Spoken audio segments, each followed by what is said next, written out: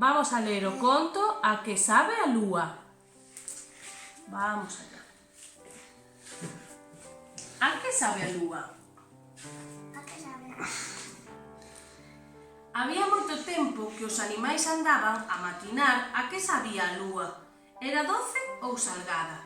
Só querían probar un anaco pequeno. Polas noites miraban ansiosos para o ceo. Estarricábanse e estiraban o pescozo, as pernas e os brazos, tentando collela.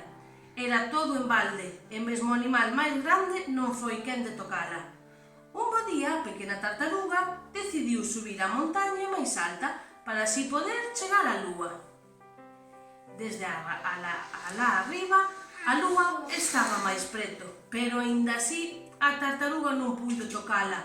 Entón, chamou polo seu amigo elefante. Se sobes ao meu lombo, poida que cheguemos onde a ela. A lúa pensou que se trataba dun xogo, e conforme o elefante se achegaba á lúa, ela arredouse un pouco. Como o elefante non puido tocar a lúa, foi chamar pola xirafa. Se sobes enriba do meu lombo, ao mellor alcanzámola. Pero ao ver a xirafa a lúa, subiu algo máis. E a xirafa, mal estirar e estirar o pescozo, tampouco acadou o seu propósito.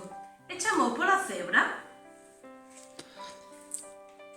Se te pos enriba miña, quizá cheguemos moi preto dela.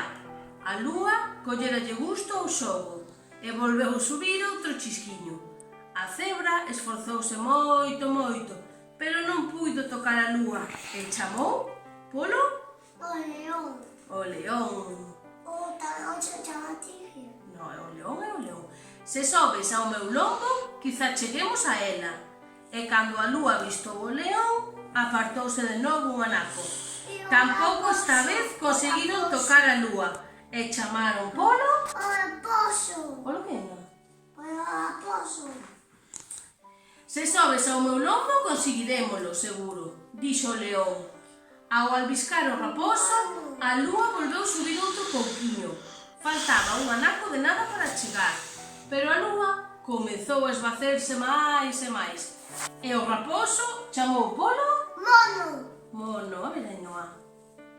Seguro que o logramos desta vez. Anda, sube arriba miña. A lúa, nada máis ver o mono, recuou outro pouco. O mono xa podía cheirala, pero de tocala nin falalo. E chamou polo... Polo rato. Sube arriba do meu lombo, verás como conseguimos. A lúa viu o rato e pensou, un animal tan pequerrecho non me poderá coller. E como empezaba a estar aburrida daquel xogo, a lúa ficou onde estaba.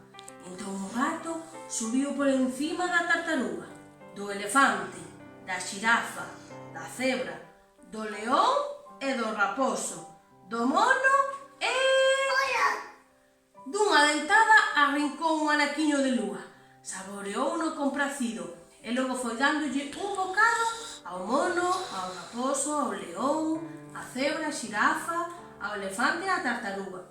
E a lúa soubolles totalmente aquilo que máis lle gustaba a cada un deles. Esta noite dormiron todos moi xuntiños e colorín colorado... Este cuento Está... matado. Moi ben,